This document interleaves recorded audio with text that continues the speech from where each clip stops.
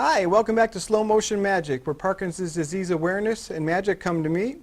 My name is David. I am the world's okayest magician, and I have an amazing trick for you today. One of my new favorites. I just learned it. I honestly can say I put a lot of time into it. Don't tell my wife, but she thinks I've been working. I've been playing with cards. But you guys are going to love it. Let me know what you think in the comment section below. But first, a couple quick points of business. First and foremost, I got to thank those Patreon supporters.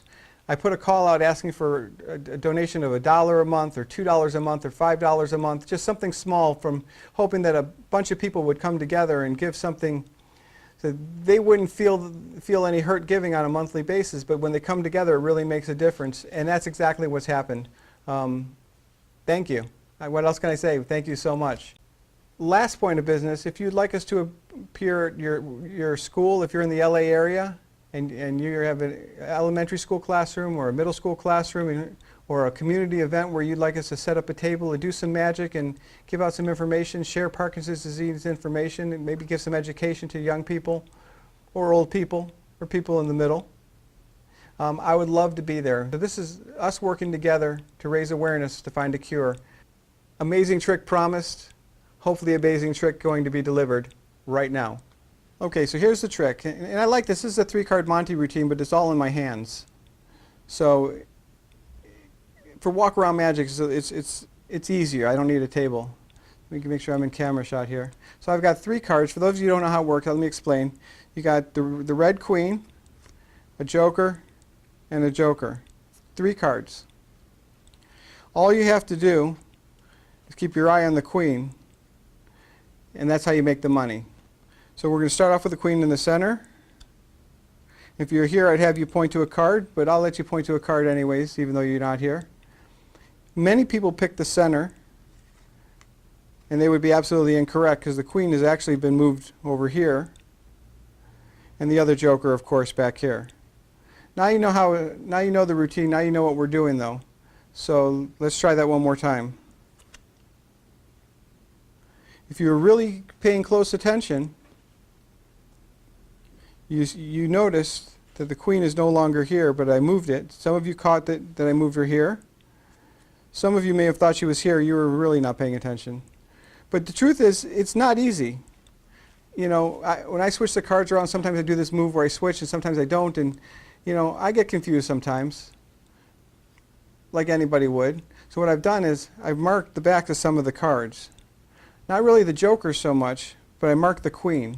Let me show you what I mean. The jokers are identical on the back.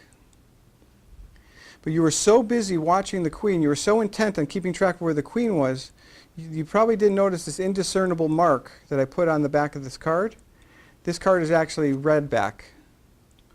Now it seems pretty obvious, of course. So anywhere I put the queen, you're going to see where she is. You're going to know exactly how to bet.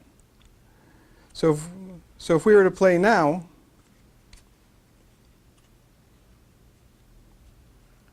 I were to take the queen,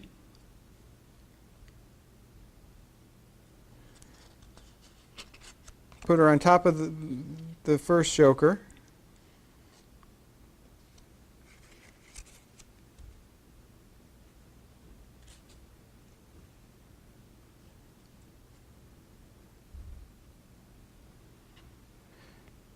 now it would be easy for you to just figure out where the queen is. If you're paying special attention, you would obviously pick the red card. Unfortunately, in this case, that would also be wrong.